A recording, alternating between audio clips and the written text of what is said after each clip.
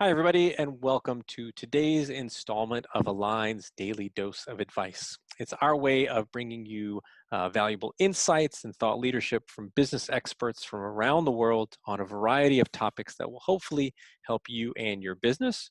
My name is Eugene Turk. I'm the Vice President of Business Development at Align. You can always learn more about Align at aligntoday.com. And my guest today is Ryan Markel. Ryan is a scaling up certified business coach and part of the Petra coaching team out of Nashville, Tennessee. Prior to coaching, Ryan worked for companies ranging from a global technology retailer to a smaller nonprofit and ultimately founded his own IT consulting firm. During his 7-year tenure with that IT consulting firm, the company achieved 53% annualized year-over-year growth, and more importantly, a 100% client retention rate, something most companies only dream about. Now Ryan is focused on helping business leaders and coaching entrepreneurs achieve similar results. Ryan, it is always nice to see you, nice to talk to you. Thanks for joining me. Likewise, Eugene. I'm thrilled to be here, man. Ryan, I know that as a business coach, you work with lots of different companies that are of different size and in different industries. And I'm sure in that role, you have had the opportunity to see a wide spectrum of responses from business leadership to the COVID crisis. So I was wondering if we could just sort of identify the best example of a pivot or of a COVID response that you have seen firsthand from one of your coaching clients. Yeah, and the different industry piece certainly leads to a variety of responses. As we've gone through this now, I was actually talking with my wife earlier today that I know it's been going on for over 3 months because it's been over 3 months since I've been on an airplane. That's how I'm keeping track of it. It was the last week of February that I was on a plane. I've seen organizations that got hit very early on, some organizations that have been impacted a little bit later on in this 3 month time period. And the most significant both impact and significant pivot that I've seen are both in the same organization, and it was very early on. They're a daycare and school catering company. Hmm. And so you can well imagine that when those entities closed, their customers stayed home. So as a result, their revenue went from a $17 million annual run rate to zero overnight. Hmm. So I've heard of many businesses that have had a significant 25 to 50 or maybe even 75% drop. They're the only business that I personally have interacted with that overnight went from 100% to 0% in the flip of a switch. And the pivot that they did, they'd actually been working on is a difficult term for me to use, though they've been working on in their mind for at least the last 5 years.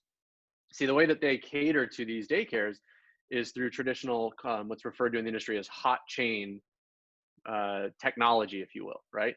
So think of a traditional buffet hotel pan with sterno or some heating element under.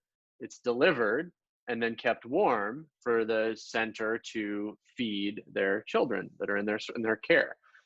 And they've wanted for a while to deliver something frozen that would then be brought to room temperature, heated in some type of like a warm or hot water bath or like an Instapot or something of that nature. It gives them far more control over their delivery because they can have more customized portion sizes and what have you.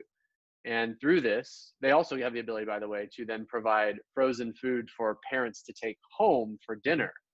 So it gives them a whole nother revenue stream. So they've been throwing this around in the executive team's mind for the better part of 5 years. And as a result of COVID, they pivoted to release this new product in 10 calendar days. So it was no different than what they had been thinking about doing. It was simply the execution was much quicker because they got started immediately and got it up and running within 10 calendar days to be able to provide that frozen food delivered to people's homes. So it was obviously something that they had been contemplating for a long time. And Mhm. I guess COVID sort of was the impetus to actually get them moving in that direction. And I think you said they actually pivoted in 10 days. Is that correct? It is, and your verbiage that you said, COVID was the impetus, right? That's what inspired them. It's what caused them to change, if you will. The reason I'm shining a light on that, so to speak, is that I've now done 2 follow-up planning sessions with them after they've made this pivot. And in the most recent one of the executives shared, we had to pivot, Hmm. right? And I actually took offense to that because I said, no, you didn't. Like, you guys could have just shut the business. You could have shut the business down. You could have sold off the assets. You could have furloughed all employees and said, we're going to hang tight and wait this out and just go through cash reserves or get on additional funding. And so what's interesting is I think that COVID was the inspiration, but it Okay. was ultimately them and their focus on continuing to serve the children that they now know are at home and can't get fed through the centers. That was their real focus on pivoting. Was they said, look, our customer changed. And so, Ryan, how were they able to execute that pivot so quickly? And I'm sure it may not necessarily have been a smooth transition, but certainly one that was very quick. And obviously, they must have had some systems and processes already in place that allowed them to be able to turn on a dime so quickly. Yeah, so I mean, look, they have knowledge, right? They're in this industry. I mean, it's a different delivery method, if you will, or a different manufacturing methodology, if you will, but it's the same general industry. They didn't go from being a catering company to being an electrician or a general contractor. Right. So they have the knowledge of how to make and prepare food, both from a delicious standpoint and from a safe perspective. So the first thing is that they had that knowledge. The second thing is that they were very aware of their customers. So what I haven't told you yet is that their differentiation is that they are allergy aware. So they have all sorts of different foods that are, gluten free, nut free, dairy free, whatever it may be. Mhm. And then similarly, they are a healthy yet delicious catering company. So they are not the run of the mill catering company. So they have focused on how do we go after a specific market, somebody who either has allergies and or is very health conscious. And so through that, they have a clear understanding of their market, of their target market, or as we call their core customer, right? And then the third thing is they sat there and they did the research and found out what we don't know exactly how to do this specific way, but they went and said, we're going to focus and set a very clear definition of what our finish line is. Hmm. So what is it that we have to do? We have to be able to provide our same food to our customer at their home frozen so that they can simply reheat it in some capacity and eat it with a very simple method on their own at their own dining room table. So they said, what do we have our knowledge of? Who's our core customer? And then they set the very clear finish line of what they need to do to pivot, where they need to end up, and that built their plan for them. And so, what have they learned since going through the experience of this pivot, and what impact has that had on their business? Yeah, great question. So I think the biggest learning, which has been the most difficult one for them, I hit on briefly earlier that I'll dive into deeper here, is that they felt they had to pivot, right? Like that was such a poignant moment amongst the entire leadership team where one of the executives said we had to pivot, and the awareness of, well, no, we didn't. We chose to focus on one specific thing and went and got it done far quicker than we ever could have imagined.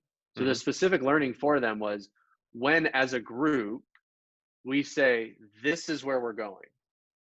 Like I've heard the phrase a lot. A lot of people use like, we're burning the boats. There's no way. We've got to the island. We're burning the boats. There's no way we can go back. We can only go forward, right?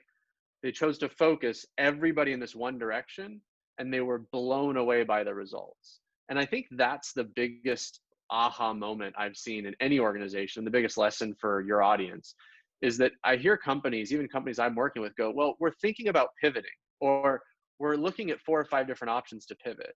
What happens with that right now is it's hard enough to pivot in one direction, even if you're all in. It was really hard for them, even though I said it was in 10 days. It was a very intense 10 days. They cut their staff by 70%. They changed their entire organizational structure. They changed their entire operating model. They had to focus on AR in a completely different methodology. They had no way to buy food through their website. So this is a massive pivot in 10 Hmm. days. And the key to that was being laser focused on, we're all going in this one direction and here's the finish line. The biggest learning for them was the success that they could have by doing that.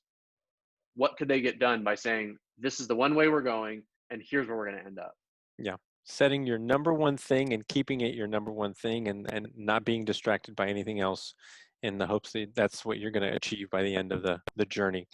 Ryan, as we always do, I ask every guest of the Daily Dose of Advice, what is the number one piece of advice that you are giving your coaching clients right now?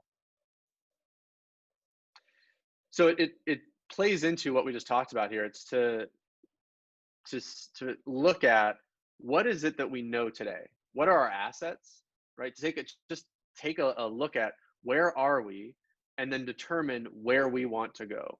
So Hmm. the number one piece of advice I'd say, especially for companies that are struggling in some capacity to make a decision on where they're going to go or have all this unknown, it's, what do we know? Don't focus on the unknown. Focus on what we do know and what are our assets, and then ultimately make a decision of where we're going to go. Because I often use this expression, we're not going to get those decisions tattooed on our foreheads at the end of the day. Like, we can change our mind, and we have to make a decision to be able to change our mind in the future. So look at where you're at, take hold or take an assessment of your current assets, make a decision that's very clear on where you're going to go. And look, if you get information that changes, then change your decision and your destination. It's pretty simple. Yeah. Well, Ryan, listen, thank you. It's a great example of companies that are sort of seeing the marketplace out before them and understanding, like you said, who they are, what are their strengths, their core competencies, who are their customers, and how can they really satisfy and service those customers sort of in a new marketplace or in a different business landscape right now. If you would like to learn more about Ryan, you can always check out petracoach.com. Again, if you want to learn about Align and the work that we do, you can always go to aligntoday.com. And we hope that you will join us on our next Daily Dose of Advice. Till then, thank you so much, and I hope that you make it a great day. Thanks, Ryan. Thanks, Eugene.